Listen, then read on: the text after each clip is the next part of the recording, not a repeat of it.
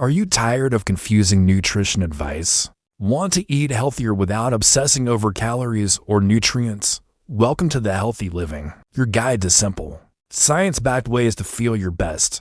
Today, we're diving into Michael Pollan's revolutionary book, In Defense of Food, to learn how to eat smarter, enjoy your meals, and reclaim your health. Let's get started. In Defense of Food. Michael Pollan, a comprehensive summary food philosophy and nutrition introduction from food to nutrients in Defense of Food. Michael Pollan explores one of the central paradoxes of modern life.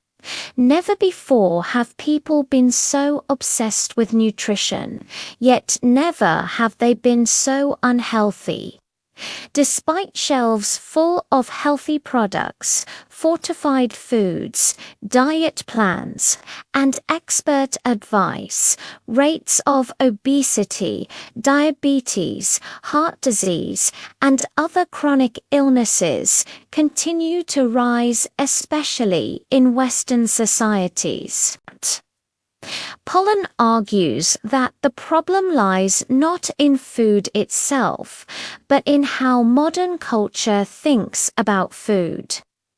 Over the last century, we have shifted from eating whole foods to eating nutrients, from trusting traditional food cultures to trusting food scientists and marketers. This shift has created confusion, anxiety, and poor health outcomes. The book is built around a simple yet powerful manifesto: eat food, not too much. Mostly plants. Each part of the book explains and defends one piece of this advice, blending history, science, culture, and common sense to restore a healthier relationship with food. Part 1. The Age of Nutritionism. What is nutritionism? Pollan introduces the concept of nutritionism, a modern ideology that reduces food to its individual nutrients: fats, carbohydrates, proteins, vitamins, antioxidants, omega-3s, and so on. In this worldview, the value of food is determined not by its source or tradition, but by its chemical components. Nutritionism encourages people to ask questions like, is this food low fat? How many grams of protein does it contain? Is it fortified with vitamins? Does it contain good or bad cholesterol? While this approach appears scientific, Pollan argues it is deeply flawed. Human beings do not eat nutrients, we eat foods, and foods interact with the body in complex ways that science still does not fully understand. How nutritionism took over. Pollan traces nutritionism back to the early 20th century, when scientists began identifying vitamins and linking nutrient deficiencies to diseases such as scurvy and rickets. These discoveries were genuine breakthroughs and helped save lives. However, once the major deficiency diseases were largely solved, nutrition science shifted its focus to chronic illnesses like heart disease and cancer. Instead of studying whole diets, scientists isolated individual nutrients: fat, cholesterol, sugar, and tried to determine which were harmful and which were beneficial. This reductionist approach created a constant stream of changing advice. Fat is bad gives eat low-fat foods. Carbohydrates are bad gives eat low-carb foods. Saturated fat is evil gives replace it with margarine. Sugar is the main problem gives avoid it at all costs. Each new theory led to new food products, new labels, and new confusion. The food industry and nutritionism. The food industry quickly embraced nutritionism because it allowed companies to market highly processed products as healthy by removing or adding specific nutrients. Manufacturers could transform junk food into functional food. Examples include sugary cereals fortified with vitamins, low-fat snacks loaded with refined carbohydrates, margarine marketed as heart-healthy despite being highly processed, snack bars promoted for protein or antioxidants. Pollan argues that nutritionism gave food companies a scientific language to sell products, not to improve public health. As long as a product could be linked to a good nutrient, it could be advertised as health even if it bore little resemblance to real food. Why nutrition science is so confusing? Pollan explains that nutrition science is uniquely difficult for several reasons. Food is complex. Foods contain thousands of compounds that interact in ways scientists cannot fully isolate. Long timeline. Chronic diseases develop over decades, making it hard to establish clear cause and effect relationships. Confounding variables, lifestyle factors like exercise, stress, and culture complicate results. Industry influence. Many studies are funded by food companies with vested interests. As a result, nutrition advice often contradicts itself, eroding public trust and encouraging people to give up on eating well altogether. Part 2. The Western Diet and the Diseases of Civilization. What is the Western diet? Pollan contrasts traditional diets with what he calls the Western diet, characterized by highly processed foods, refined grains, added sugars, industrial vegetable oils, large quantities of meat and dairy, minimal whole plants. He emphasizes that the Western diet is not defined by fat, carbohydrates, or calories alone, but by industrial processing.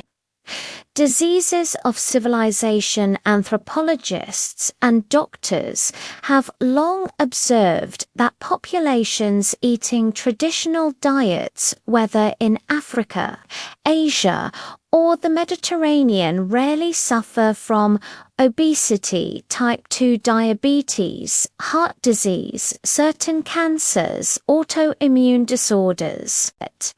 When these populations adopt a Western diet, these diseases appear rapidly, often within one generation. Pollan argues that this pattern strongly suggests that modern food systems, not human biology, are responsible for today's health crisis. Lessons from traditional cultures. Traditional food cultures share several common traits.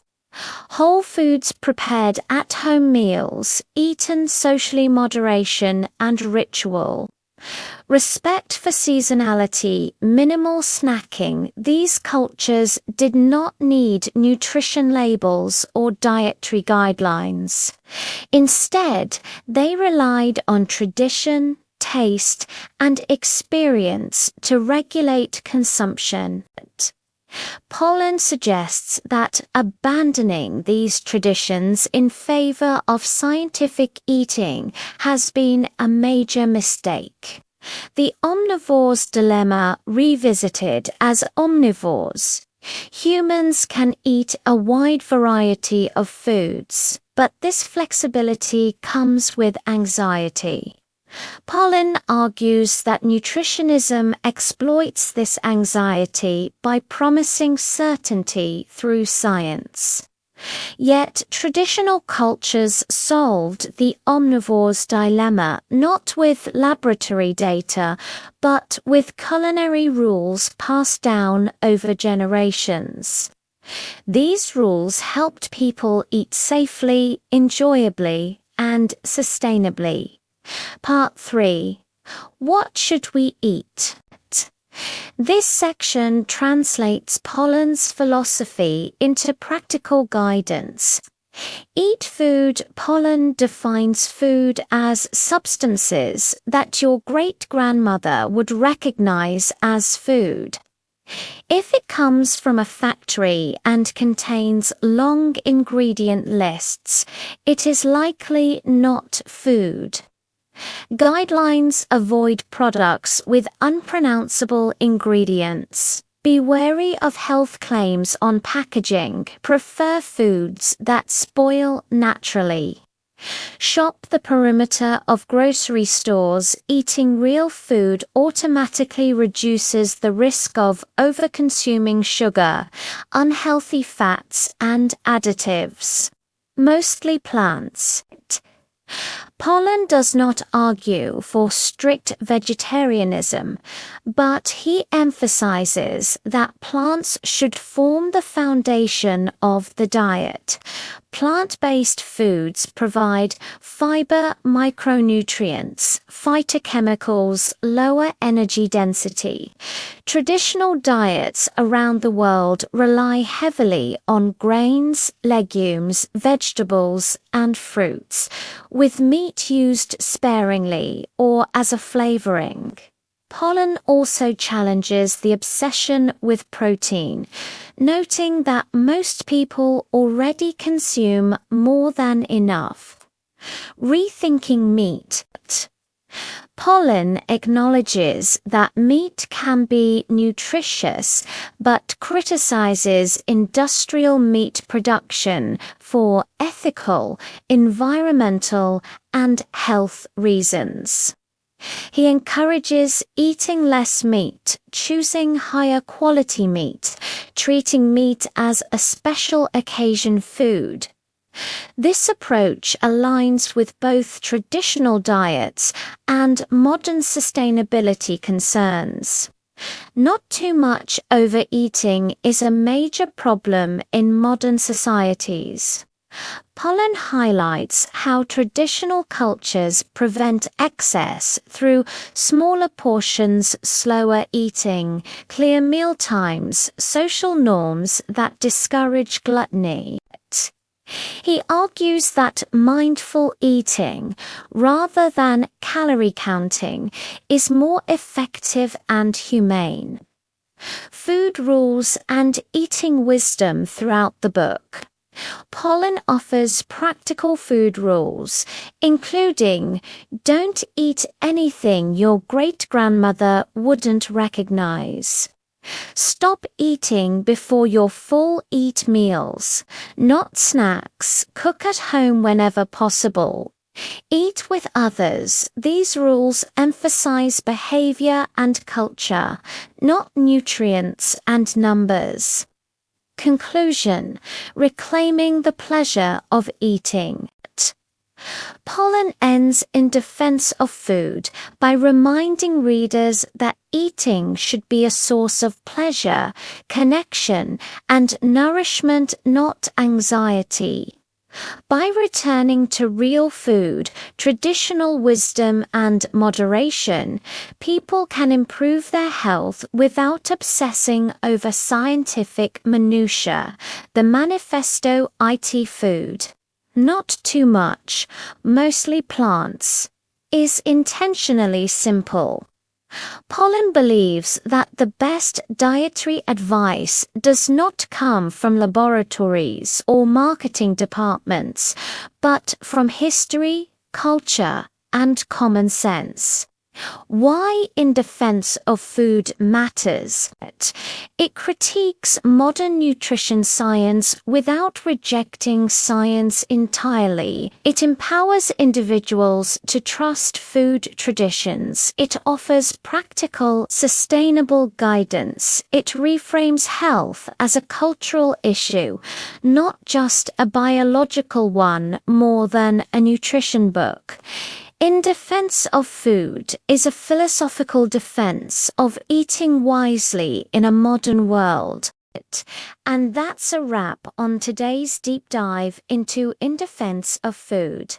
Remember Pollan's simple advice: eat food, mostly plants and not too much. By making small, mindful changes, you can enjoy food again and support your health for the long term. If you found this video helpful, don't forget to like, subscribe, and hit the bell to join the healthy living community for more tips on eating better, feeling better, and living better. See you next time.